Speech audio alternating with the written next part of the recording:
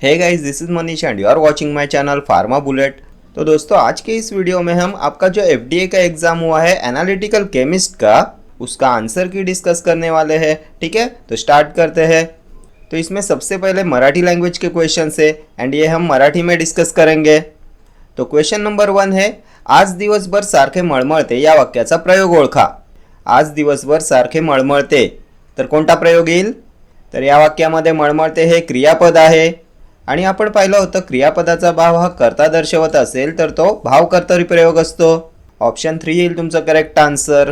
क्रियापदाचा भाव मळमळते म्हणजे मळमळ कर्ता दर्शवतोय, सो भावकर्तरी प्रयोग। भावकर्तरी प्रयोगात वाक्य अकर्मक असते आणि क्रियापदातच कर्ता सामावलेला असतो। नेक्स्ट क्वेश्चन पाहूया। झोपडी या शब्दाला समानार्थी असलेला शब्द ओळखा। तर झोपडीचा समानार्थी शब्द येईल कुटी। झोपड़ी मीन्स हट, हट का सिनोनिम आएगा कुटी। नेक्स्ट क्वेश्चन, गनिम या शब्दाचा समानार्थी शब्द सांगा। गनिम का सिनोनिम, तर गनिम मीन्स काय असते? तर गनिम मीन्स दुश्मन, शत्रू, वैरी, त्यानंतर अरी येईल, रिपू येईल, सो गनिमचं सिनोनिम येईल अरी। नेक्स्ट क्वेश्चन, क्लुप्ती या शब्दास खालीलपैकी कोणता समानार्थी शब्द आहे? क्लुप्ती का सिनोनिम पूछा गया है, तो क्लुप्ती का सिनोनिम आता है कल्पना। नेक्स्ट क्वेश्चन, लाक्षणिक या शब्दाचा समानार्थी शब्द ओळखा। लाक्षणिक का सिनोनिम क्या आएगा? तो सांकेतिक, ऑप्शन 3। नेक्स्ट क्वेश्चन, त्यांच्यापैकी जी मुलगी काळी होती ती पुढे आली, वरील वाक्य कोणत्या प्रकारचे आहे? वाक्याचा प्रकार ओळखायचा आहे। तर सर्वात आधी हे मिश्र वाक्य आहे, यामध्ये जी, ती असे आलेले आहे आणि मिश्र वाक्यात जो, जी, जे, ज्या चे वाक्य विशेषण वाक्य असते, सो ऑप्शन 2 येईल तुमचं करेक्ट आन्सर। मिश्र वाक्यामध्ये जो, जी, जे, ज्याचं वाक्य असते विशेषण वाक्य आणि तो, ती, ते त्याचं वाक्य असते मुख्य वाक्य। ठीक आहे। नेक्स्ट क्वेश्चन, जय या शब्दाच्या विरुद्धार्थी शब्द ओळखा। जय का एंटोनिम पूछा गया है, क्या आएगा? तो जय का एंटोनिम पराजय, option 3। Next question, select the most appropriate antonym of the word assert from the given sentence. After using the tape measure be cautious to retract it to prevent damage. Tape measure वापरल्यानंतर be cautious, सावध रहा, to retract it ते मागे घेण्यासाठी, to prevent damage नुकसान टाळण्यासाठी। Tape major use करने के बाद में आपको सावधान रहना है, be cautious, to retract it वो पीछे लेने के लिए, टू प्रिव्हेंट डैमेज। तर रिट्रॅक्ट म्हणजे मागे घेणे, ॲसर्ट म्हणजे ठामपणे मागे न घेणे, तर ॲसर्टचा एंटोनिम रिट्रैक्ट येईल, ऑप्शन 2। ॲसर्ट मीन्स क्या होता है? तो ॲसर्ट मीन्स आर्ग्यू, उसके बाद में आएगा declare, declare, then announce, announce, then protest आएगा, प्रोटेस्ट, एंड इसके अपोजिट आएगा रिट्रैक्ट। ठीक है। Next question, select the most appropriate punctuation to fill in the blank. यहाँ पे करेक्ट पंक्चुएशन यूज करना है। It was the month of May, तो मई महीना होता, मई का महीना था। The semester was to come to an end, semester संपणार होते, सेमिस्टर खत्म होने को थे। Some students were found ineligible to write the exam due to shortage of attendance. कमी अटेंडेंसमुळे काही विद्यार्थी परीक्षेला बसण्यास अपात्र आढळले। कम अटेंडेंस की वजह से कुछ स्टूडेंट्स एग्जाम में बैठने के लिए इनएलिजिबल थे। The teachers were confirming with the students by asking them how many days they had remained absent. शिक्षक कन्फर्म करत होते कि विद्यार्थी किती दिवस गैरहजर राहिले, by asking them। टीचर ये कंफर्म कर रहे थे कि कितने स्टूडेंट्स एब्सेंट रहे थे, बाय आस्किंग देम। तो कौन सा मार्क आएगा इनमें से? तो फुल स्टॉप आएगा ना, option 2 will be your correct answer. Next question, select the most appropriate option that can substitute the underlined part of the given sentence. After struggling with the coding problem for several hours, she finally decided to stop working for the day and tackle it again the next day. To stop working for the day साठी correct substitute शोधायचा आहे। After struggling with the coding problem for several hours, कितीतरी तास coding प्रॉब्लेमशी struggle केल्यानंतर she finally decided, तिने निर्णय घेतला to stop working for the day. कसला निर्णय घेतला? काम थांबवण्याचा। And tackle it again the next day. आणि दुसऱ्या दिवशी पुन्हा काम करण्याचा. तर काय येईल substitute for to stop working for the day? काम थांबवणे. तर कॉल इट अ डे बोलतो ना आपण. Option second will be your correct answer. Call it a डेचा अर्थ असतो to stop working for the day. काम बंद करना, कॉल इट अ डे. ठीक आहे. नेक्स्ट क्वेश्चन पाहूया. Select the option that gives the most appropriate meaning of the idiom or phrase used in the following sentence. The wife stood by her husband through thick and thin. पत्नी आपल्या पतीच्या बाजूने उभी राहिली. तर आपण खूप वेळा डिस्कस केलेला क्वेश्चन आहे थ्रू थिक अँड थिन. आपल्या मराठी चॅनलवर सुद्धा आपण खूप वेळा या क्वेश्चनला डिस्कस केलं आहे. Through thick and thin. Then previous क्वेश्चनमध्ये जे विचारण्यात आलं होतं कॉल इट अ डे, ते सुद्धा आपण खूप वेळा डिस्कस केलं आहे. तर थ्रू थिक अँड थिनचा अर्थ असतो कोणत्याही परिस्थितीत, सुख असो किंवा दुःख असो, चांगल्या आणि वाईट परिस्थितीत सुद्धा सोबत असणे. To be together under all circumstances no matter how difficult. पत्नी आपल्या पतीच्या बाजूने उभी राहिली through thick and thin under all conditions. Option 3. अच्छी बुरी कोई भी कंडीशन हो उसमें साथ खड़े रहना, साथ देना through thick and thin under all conditions. Next question. Select the option that can substitute the underlined segment with the most appropriate idiom. The family had an aristocratic business which was flourishing. कुटुंबाचा एक खानदानी व्यवसाय होता. An aristocratic business which was flourishing, जो भरभराटीला आला होता. But suddenly it went into loss, पण अचानक तोट्यात गेला.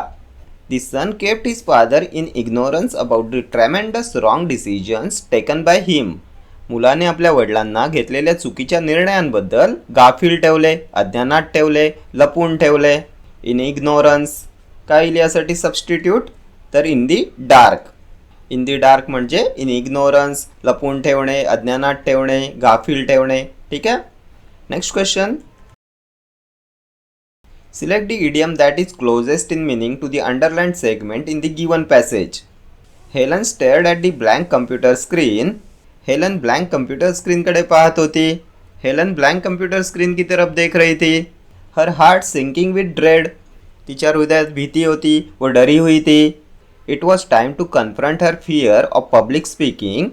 तिच्या पब्लिक स्पीकिंगच्या भीतीचा सामना करण्यासाठी, उसे जो पब्लिक स्पीकिंग का फियर था उसका सामना करने के लिए, and deliver the presentation she had been avoiding for weeks. And जो बहुत दिनों से वो अवॉइड कर रही थी, वो प्रेजेंटेशन देने का टाइम आया था. Then with a deep breath she knew she had to be brave in the given situation and step on to the stage. एक गहरी सांस लेके she knew she had to be brave. उसे मालूम था कि उसे ब्रेव बनना पड़ेगा in given situation and step on to the stage. And stage पे कदम रखना पड़ेगा. एज शी बिगेन टू स्पीक. जैसे उसने बोलना स्टार्ट किया, हर nerves gradually subsided replaced by new found confidence. जैसे उसने बोलना स्टार्ट किया, उसमें एक नया कॉन्फिडेंस आया. उसकी डर की जगह कॉन्फिडेंस ने ले ली.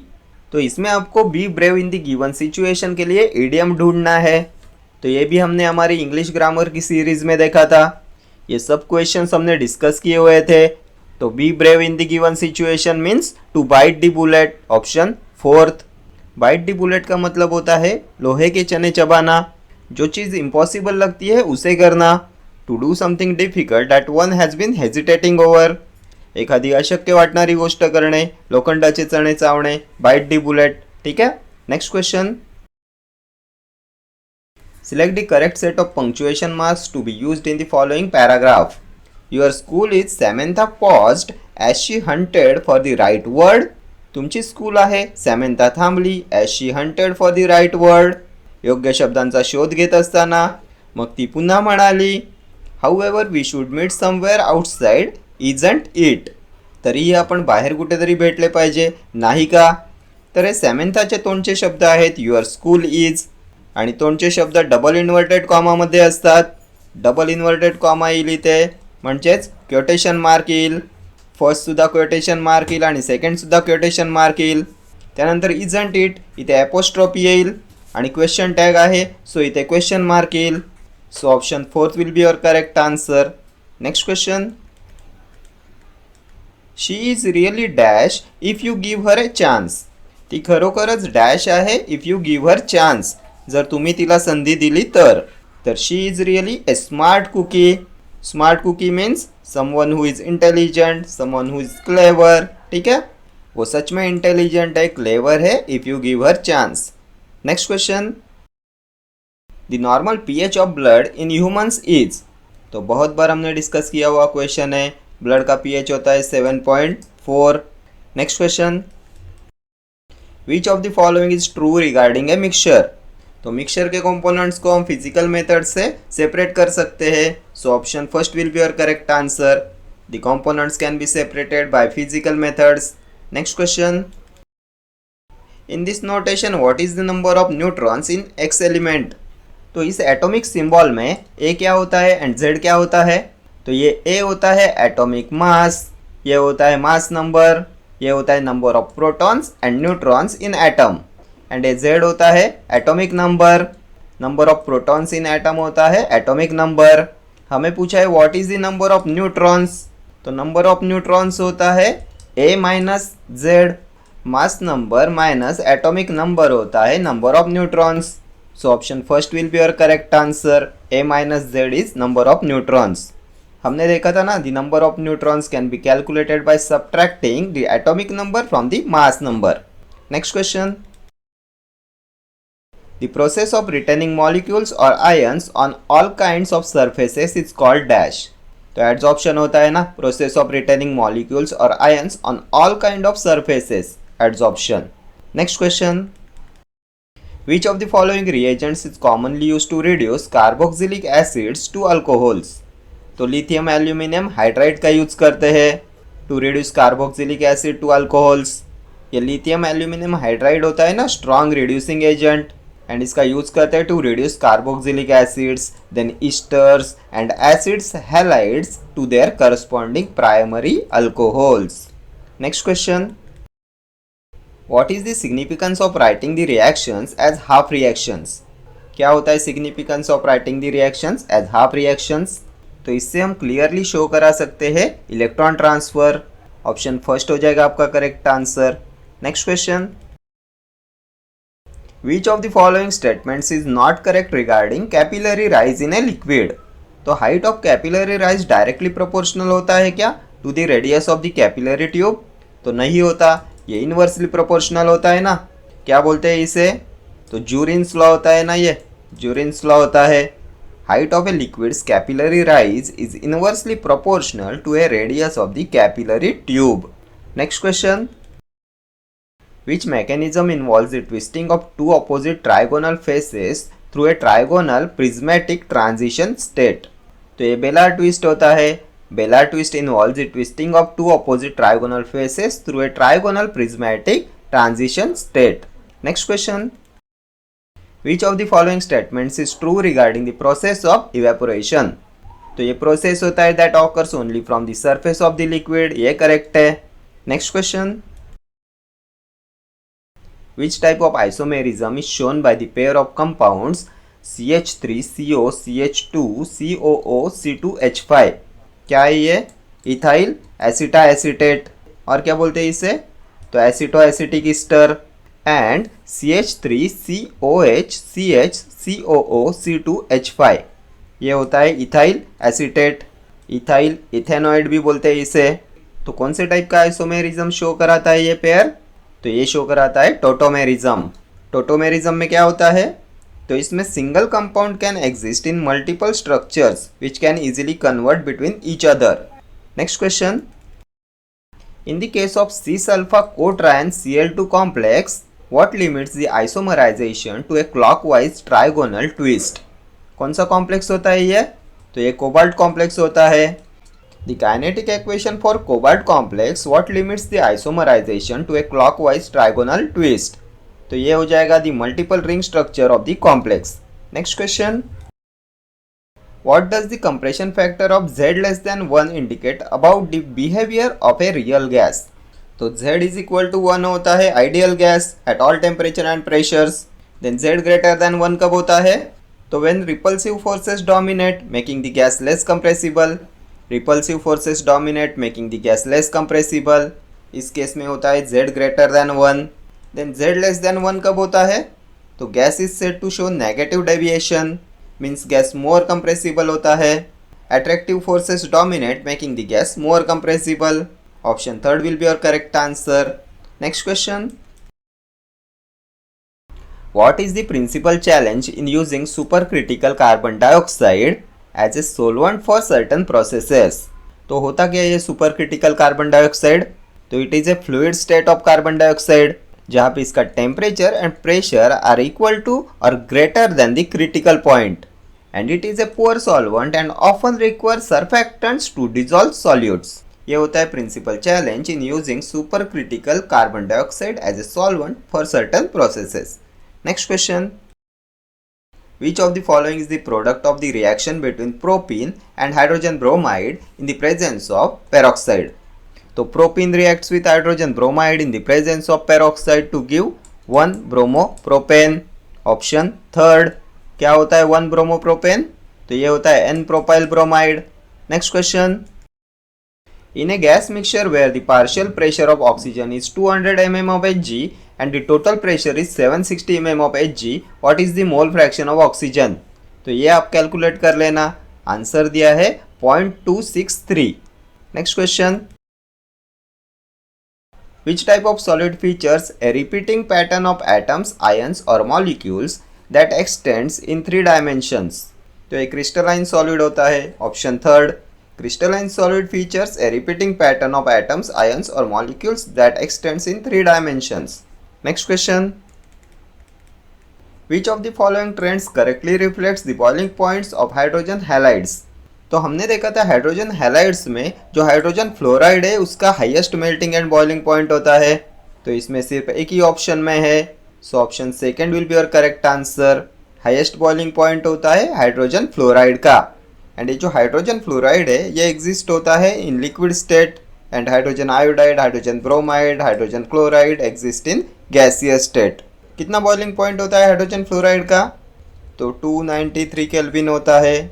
देन हाइड्रोजन आयोडाइड का तो इसका होता है 238 केल्विन.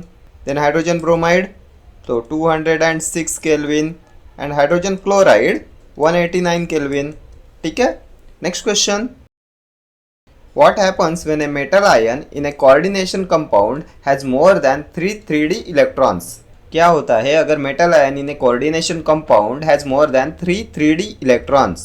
तो metal needs pairing of 3d electrons for octahedral hybridization. Option first. Next question. Which factor contributes to the coloration of transition metal complexes? तो एक क्रिस्टल फील्ड स्प्लिटिंग कंट्रीब्यूट करता है to the colouration of transition metal complexes. Next question.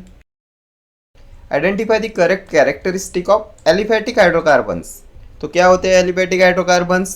तो ये hydrocarbons होते हैं based on chains of carbon atoms.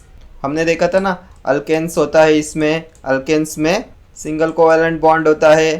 Then alkyne आता है. अल्कीन में at least 1 carbon carbon double bond होता है. देन आता है alkynes. Alkynes are hydrocarbons that contains a carbon triple bond. Carbon carbon triple bond होता है अल्काइंस में. So aliphatic hydrocarbons can be saturated और अनसैचुरेटेड. Next question. फिर से यहाँ पे ग्रुप बी के क्वेश्चन स्टार्ट हो गए. मराठी लँग्वेज के क्वेश्चन है. नकार देणे या अर्थाचा वाक्यप्रचार खालील पर्यायातून ओळखा. तर नकार देणे म्हणजे वाटाण्याच्या अक्षता लावणे. Next question.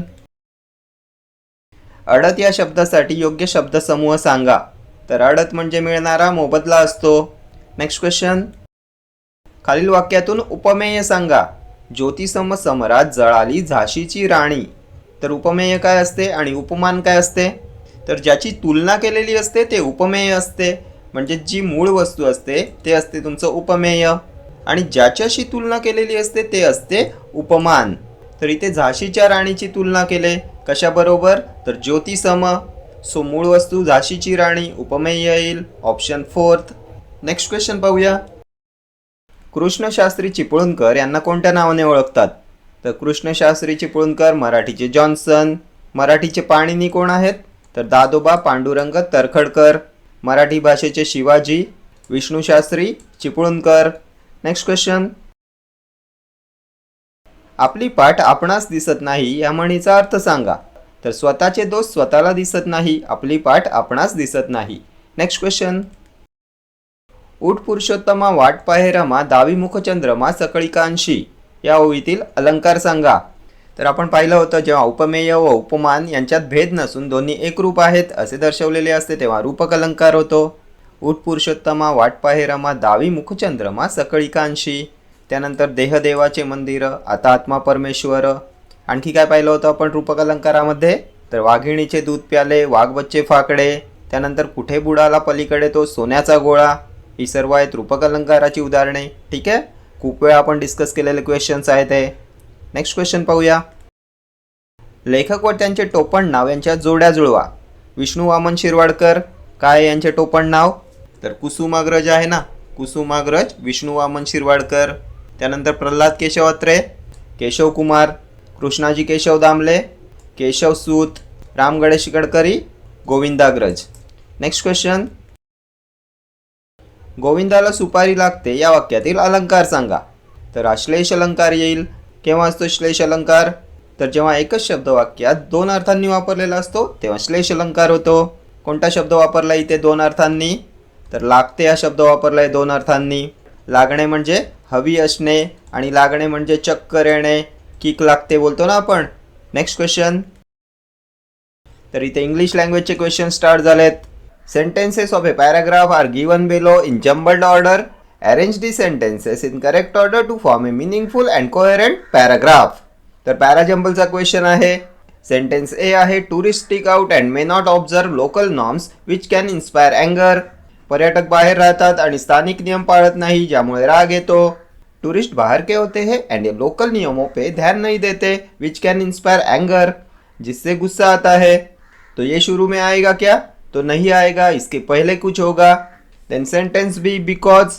तो बिकॉज भी शुरू में नहीं आएगा, इसके पहले भी कुछ आएगा. देन बट भी शुरू में नहीं आएगा. But I know you can show me A city without tourist and it will be in decline. परंतु मला माहीत आहे की तुम्ही मला पर्यटक नसलेले शहर दाखवू शकता आणि it will be in decline. Then option D, tourist are like bees but I don't want them to disappear. पर्यटक मधमाशांसारखे असतात पण ते गायब होऊ नयेत अशी माझी इच्छा आहे. टूरिस्ट मधुमक्खी की तरह होते हैं but I don't want them to disappear, but वो कम नहीं होने चाहिए ऐसी मेरी इच्छा है. तो यही सेंटेंस आएगा आपका शुरू में. तो डी से शुरू होने वाला सिर्फ एक ही ऑप्शन है. Option 4 will be your correct answer. Next question. The underlined phrase in the given sentence has been used incorrectly. Select the option that can replace the underlined segment with the most appropriate present tense form. Samir have been collecting stamps and old coins in his spare time. It is his hobby. इस underline phrase को आपको replace करना है most appropriate present tense form से. Sameer have been collecting stamps and old coins in his spare time. Sameer फावल्या वेळात stamp and जुनी नाणी गोळा करतो, तो त्याचा छंद आहे. It is his hobby. Sameer को अपने खाली टाइम में स्टैम्प्स एंड ओल्ड कॉइन्स जमा करने का हॉबी है. तो हमने देखा था ना, जो हॉबी रहता है, आदत रहता है, then universal truth, then proverb, scientific rule, ये सब होते हैं सिंपल प्रेजेंट टेंस में. सिंपल प्रेजेंट टेंस कलेक्ट्स आएगा. Option second will be your correct answer. Next question. Select the most appropriate synonym of the underlined word in the given sentence.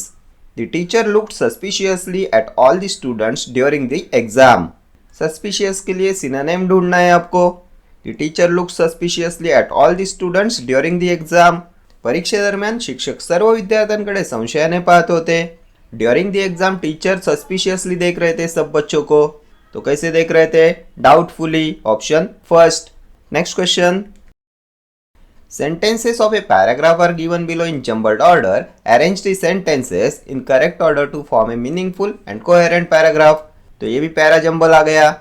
तो perhaps हो सकता है, ये शुरू में आएगा क्या? हो सकता है it was a charming suitor or a charismatic colleague or a fascinating new friend. हो सकता है वो एक charming friend और colleague और a fascinating new friend हो. तो हो सकता है ये शुरू में नहीं आएगा, इसके पहले कुछ होगा. देन मे बी, ये भी हो सकता है, ये भी शुरू में नहीं आएगा. May be it was a little shading of the truth here and there और a bit too much vanity and selfishness, ये भी शुरू में नहीं आएगा. Then they attracted you on initial impression but before long you started to notice behaviours that gave you pause. तो यहाँ पे आया है दे मीन्स वो कौन है? तो हमें मालूम नहीं है अभी तक. सो ए भी शुरू में नहीं आएगा। सो सेंटेंस डी आएगा आपका शुरुआत में। सेंटेंस डी से स्टार्ट होने वाले ऑप्शंस कौन से हैं? तो option second will be your correct answer.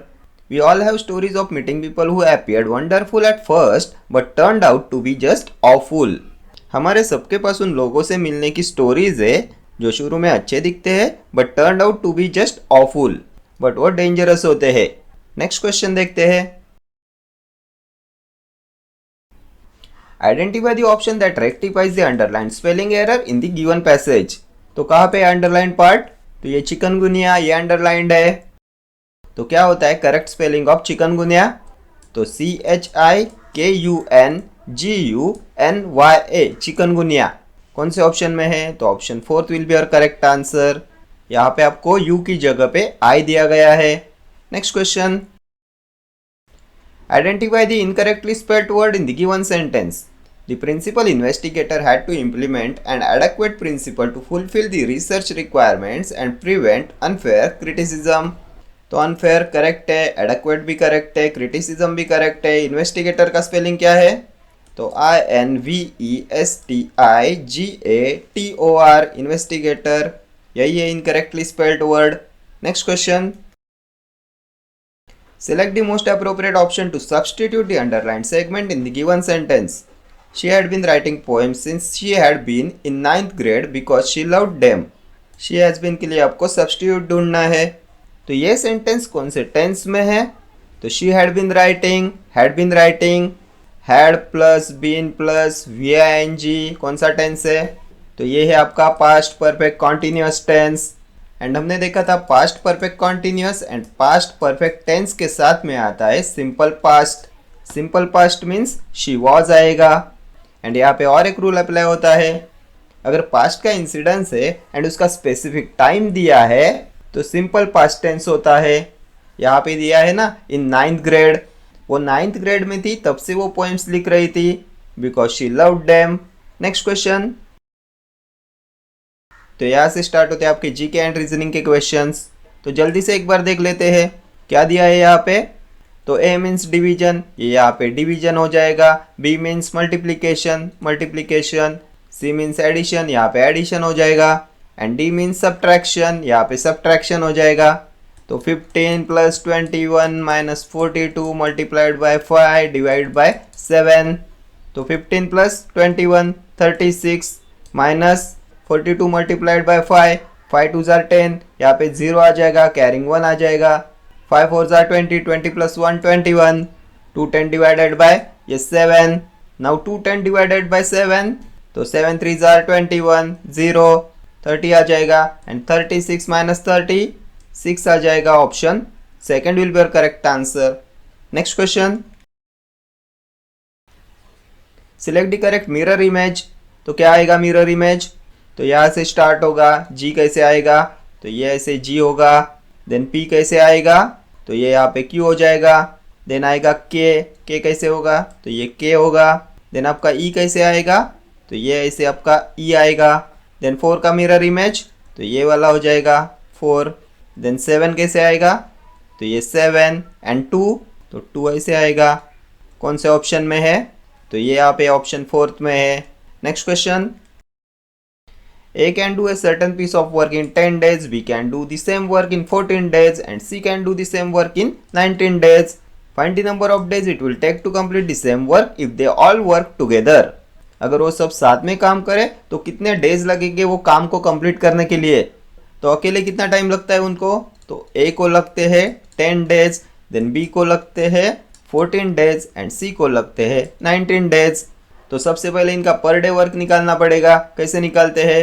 तो इन सब का निकालते हैं एलसीएम। ये एलसीएम हो जाएगा आपका टोटल वर्क। तो इनका एलसीएम क्या होगा? तो 10 होता है 2 × 5, 14 होता है 2 × 7 एंड 19 तो प्राइम नंबर हो जाएगा, तो यहाँ पे 19 आ जाएगा। देन ये इसका एक 2 हो गया। देन 5 × 7 × 19, 19 7 = 133 मल्टीप्लाइड बाय 10, तो 1330। ये हो गया एलसीएम। टोटल वर्क हो जाएगा आपका 1330। अभी ये अगर टोटल वर्क है तो ए का पर डे वर्क कितना हो जाएगा? कैसे निकालेंगे?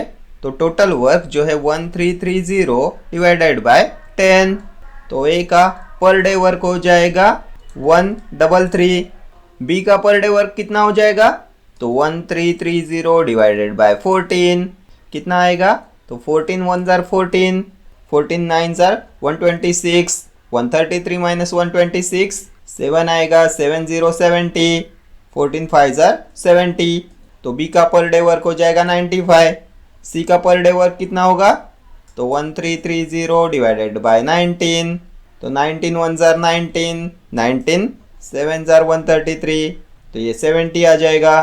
तो ए का पर डे वर्क 133, बी का पर डे वर्क 95 एंड सी का पर डे वर्क 70, तो इन तीनों का पर डे वर्क कितना होगा, तो 133 plus 95 plus 70, 5 plus 3 8, 7 plus 9 16, 16 plus 3 19, 19 का 9 आया, 1 कैरिंग आया, 1 प्लस 1 2, 298 होगा।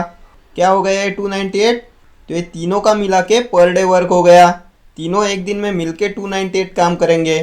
तो हमें क्वेश्चन में पूछा गया है इन तीनों को साथ में मिलके कितने दिन लगेंगे उस काम को कंप्लीट करने के लिए। तो टोटल काम कितना है, तो 1330, ये हो गया टोटल वर्क। इसे अगर हम डिवाइड करते हैं तीनों के पर डे वर्क से, मीन्स 1330 इसे डिवाइड करेंगे 298 से, तो हमें नंबर ऑफ डेज मिलेंगे। तो सॉल्व करो इसे, तो फ्रैक्शन में ये आंसर दिया है, तो अगर हम इन दोनों को 2 से डिवाइड करते हैं तो हमें आंसर मिलेगा 665 डिवाइडेड बाय 149, ऑप्शन थर्ड। ये यहाँ पे 2 1 जार 2, 2 4 जार 8, 2 9 जार 18 एंड ये यहाँ पे 2 6 jar 12, 2 6 jar 12 and 2 5 jar 10, 665 divided by 149। ठीक है, नेक्स्ट क्वेश्चन पे चलेंगे। What should come in place of the question mark in the given series? क्या आएगा क्वेश्चन मार्क की जगह पे, तो 17 एंड 30, यहाँ पे डिफरेंस है 13 का, देन 30 एंड 42, इसमें डिफरेंस है 12 का, देन 42 55, कितना डिफरेंस है 13 का, देन 55 टू 67, डिफरेंस है 12 का, देन 67 टू 80, कितना डिफरेंस है 13 का, तो 13 12 13 12 13, यहाँ पे 12 का डिफरेंस आ जाएगा, तो 18 प्लस 12 यहाँ पे 92 होगा, option third will be your correct answer. Next question. Guinea travels from point A to B, which is at distance of 150 kilometers and returns at a speed of 60 km per hour. She travels half the distance from A to B at a speed of 50 km per hour and the remaining at a speed of 75 km per hour. Find the average speed. तो average speed कैसे निकालते हैं, तो गिनी ने travel किया है half the distance from A to B at a speed of 50 kilometre per hour, then उसने रिमेनिंग डिस्टेंस को कंप्लीट किया at a speed of 75 kilometre per hour. तो एलसीएम क्या होगा इनका, तो 150 एलसीएम आएगा, ये हो गया हाफ डिस्टेंस। तो अभी 50 किलोमीटर पर आवर के स्पीड से कितने आवर्स लगेंगे, तो 150 डिवाइडेड बाय 50, 3 आवर्स लगेंगे। एंड 75 किलोमीटर पर आवर के स्पीड से कितने घंटे लगेंगे, तो 150 डिवाइडेड बाय 75, 2 आवर्स लगेंगे। तो टोटल कितने आवर्स लगेंगे, 5 आवर्स। तो एवरेज स्पीड अभी कैसे निकालेंगे, तो average speed is equal to distance कितना है, तो ये हाफ डिस्टेंस है, तो 150 और एक बार 150 आ जाएगा, बिकॉज ये 150 हो गया आपका हाफ डिस्टेंस। तो 150 प्लस 150 डिवाइडेड बाय कितने आवर्स लगेंगे, तो 5 आवर्स डिवाइडेड बाय 5, तो ये हो गया 300 डिवाइडेड बाय 5, 5 6 आर 30 एंड 0, 60 हो जाएगा आपका correct answer, option second. Next question. In which table tennis event did India win bronze medal at Asian Games held at Hangzhou, China? तो ये वुमेन डबल्स है, वुमेन डबल्स में India win bronze medal at Asian Games held at Hangzhou, China. And किसने जीता था ये bronze medal, तो this medal was won by Sutirtha Mukherjee and Ayhika Mukherjee. Next question. Evaluate 308 cube, तो ये आप सॉल्व करके देख लीजिए, आंसर दिया है option third. Next question. A circle with center O has AB as its diameter. OX and OY are the radii of the same circle. तो यहाँ पे हमें एक सर्कल दिया है जिसका सेंटर है O, ये O यहाँ पे सेंटर हो गया, AB उसका डायमीटर है, तो ये यहाँ पे AB आ जाएगा diameter AB। Then OX and OY are the radii of the same circle. तो ये यहाँ पे OX एंड ये यहाँ पे OY, ये दो हो गए radius OX and OY। Then हमें दिया है diameter AB is extended meets point C at the exterior of the circle. ये डायमीटर AB एक्सटेंड होता है up to point C circle के बाहर की तरफ। देन हमें दिया है एंगल XOA इज 75 डिग्री। ये जो एंगल XOA है ये है आपका 75 डिग्री। देन जो BOY एंगल है ये है 25। BOY ये हो गया 25। हमें निकालना है एंगल XCA। तो XCA ये एंगल हमें निकालना है। XCA ये वाला एंगल कितना होगा, तो कैसे निकालेंगे, तो ये एंगल 75, ये 25, तो ये बीच वाला कितना होगा, तो ये टोटल है 180, ये 100 हो गए, तो बचा हुआ एंगल 80। देन अगर ये 80 है तो ये कितना होगा एंड ये कितना होगा, तो तीनों एंगल मिला के 180 डिग्री होते हैं। सो ये वाला तो 80 हो गया, तो ये वाला 50 हो जाएगा एंड ये भी 50 हो जाएगा। ये टोटल हो गए ना 180। देन अगर ये वाला एंगल है 50 तो ये वाला कितना होगा, तो अगर ये पूरा 180 है तो इसमें से ये 50 माइनस हो गया, तो ये वाला एंगल हो जाएगा आपका 130। अभी हम आए इस एंगल पे, तो ये 25 ये 130 दोनों मिला के हुए 155, तो ये वाला कितना होगा, तो 180 माइनस 155, तो ये हो गया 25 degree. Option third will be your correct answer. Next question, which of the following rivers basin is known for having the richest coal deposits in India. कौन सा रिवर बेसिन भारत में जाना जाता है कोयले के भंडार के लिए, तो ये दामोदर बेसिन है। ऑप्शन थर्ड, कहाँ पे दामोदर बेसिन, तो ये भारत के झारखंड एंड पश्चिम बंगाल राज्यों के बीच में है। दामोदर नदी को बोला जाता है ना बंगाल का शोक, सौरो ऑफ बंगाल होता है ना दामोदर रिवर। नेक्स्ट क्वेश्चन,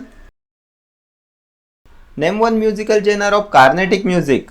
इनमें से कौन सी है कर्नाटकी म्यूजिक की, कार्नेटिक म्यूजिक की एक musical genre. Musical genre means एक खास शैली, कर्नाटक संगीत की एक खास संगीत शैली, तो ये होता है वर्णम।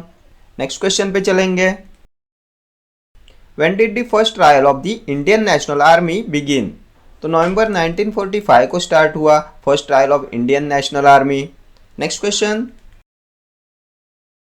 Consider the following statements regarding photosynthesis and select the correct option. Stomata in the leaves absorb sunlight for photosynthesis. तो क्या होता है स्टोमाटा, तो स्टोमाटा होता है microscopic pores on the surface of plants. किस लिए रिस्पॉन्सिबल होता है ये, तो ये गैस एक्सचेंज के लिए रिस्पॉन्सिबल होता है। ये फैसिलिटेट करता है gas exchange between plant and atmosphere. ये सनलाइट को एब्जॉर्ब नहीं करता फोटोसिंथेसिस के लिए, सो ये स्टेटमेंट करेक्ट नहीं है। Then photosynthesis leads to reduction of carbon dioxide to carbohydrates. तो क्या होता है फोटोसिंथेसिस, तो इस प्रोसेस में सनलाइट से जो एनर्जी मिलती है उसे यूज करते हैं to convert CO2 and water into carbohydrates. So ये स्टेटमेंट आपका करेक्ट है, only B statement is correct, option fourth. Next question, if addition means subtraction, subtraction means multiplication, multiplication means division and division means addition। तो इसका answer क्या होगा, तो division addition है, यहाँ पे एडिशन हो जाएगा। मल्टीप्लिकेशन क्या है, तो मल्टीप्लिकेशन मीन्स डिवीजन, यहाँ पे डिवीजन आ जाएगा। एडिशन क्या है, तो एडिशन मीन्स सब्ट्रैक्शन, यहाँ पे सब्ट्रैक्शन आ जाएगा। एंड सब्ट्रैक्शन मीन्स मल्टीप्लिकेशन, यहाँ पे मल्टीप्लिकेशन। तो 17 plus 9 divided by 3 minus 2 multiplied by 6। तो अकॉर्डिंग टू बॉड मास पहले होता है division, then multiplication, then addition, then subtraction. 9 divided by 3 आएगा, 2 मल्टीप्लाइड बाय 6 12। तो 17 प्लस 3 20 माइनस 12 कितना होगा 8, option first. Next question, an iron hemisphere is recast into 27 smaller hemispheres if the radius of the bigger hemisphere is r and that of the smaller hemisphere is small r, then the relationship between r and r is given by। तो एक बड़ा वाला iron hemisphere है जिसे recast किया है into 27 smaller hemispheres. जो बड़ा वाला हेमिस्फेयर है उसका रेडियस है r, तो इस बड़े वाले का वॉल्यूम क्या हो जाएगा, तो volume is equal to 4 divided by 3 pi radius cube. इसका रेडियस है capital R, 4/3 pi r cube. ये हो गया बड़े वाले हेमिस्फेयर का वॉल्यूम। देन इससे हमने बनाया है 27 स्मॉलर हेमिस्फेयर्स। तो 27 multiplied by 4/3 pi r cube. Smaller hemisphere की रेडियस है स्मॉलर। ये 27 4/3 पाई आर क्यूब हो गया 27 स्मॉलर हेमिस्फेयर्स का वॉल्यूम। ठीक है, तो इन दोनों का वॉल्यूम तो सेम है। This 4/3 pi r cube is equal to 27 4/3 pi r cube. तो अगर हम इसे सॉल्व करेंगे तो हमें मालूम पड़ेगा relationship between this r and this r. तो सॉल्व करते हैं इसे। तो 4/3 पाई दोनों में कॉमन है तो ये कैंसिल हो गया।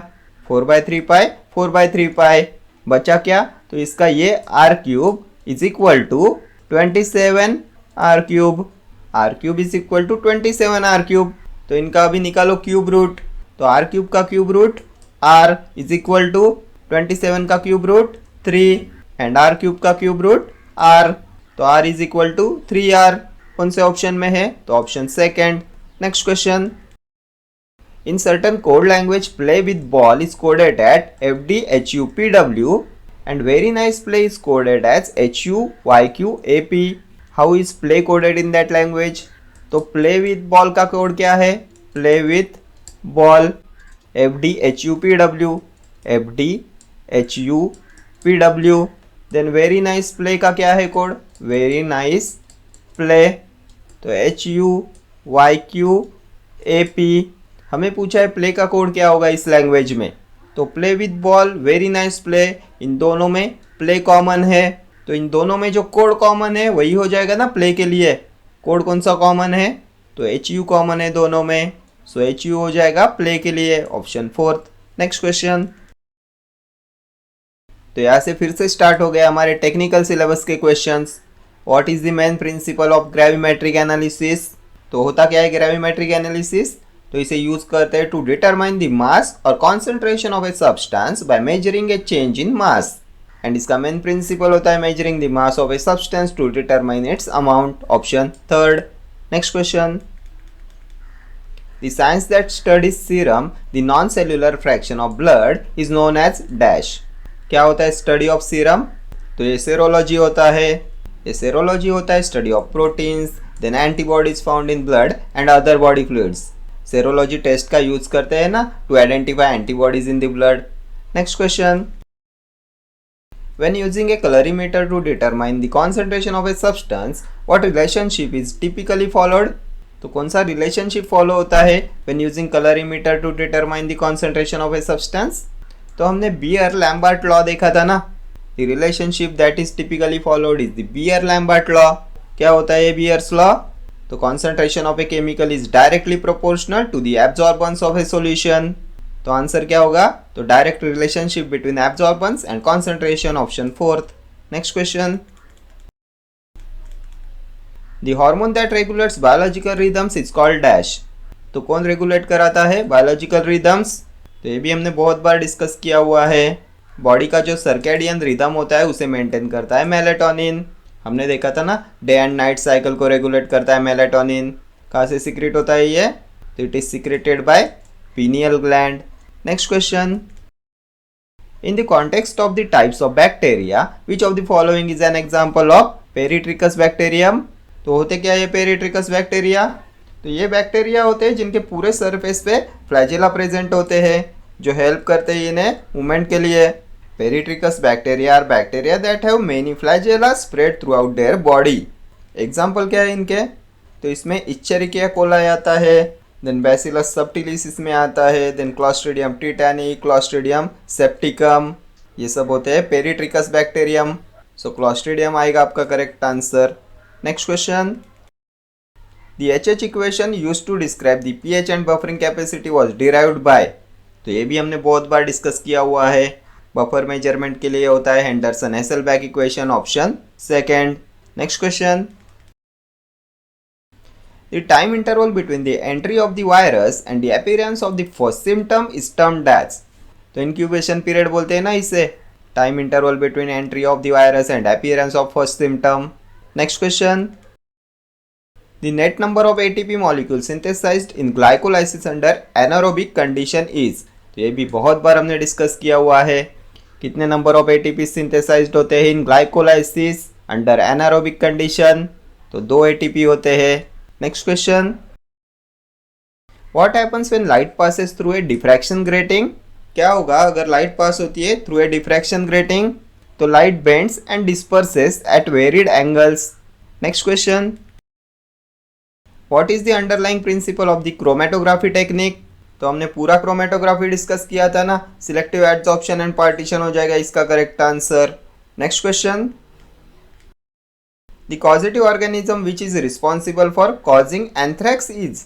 तो एंथ्रैक्स का कॉजेटिव एजेंट बहुत बार हमने डिस्कस किया हुआ है, बैसिलस एंथ्रेसिस, इसके नाम में ही दिया है ना। माइकोबैक्टीरियम लेप्री, लेप्रेसी का कॉजेटिव एजेंट होता है।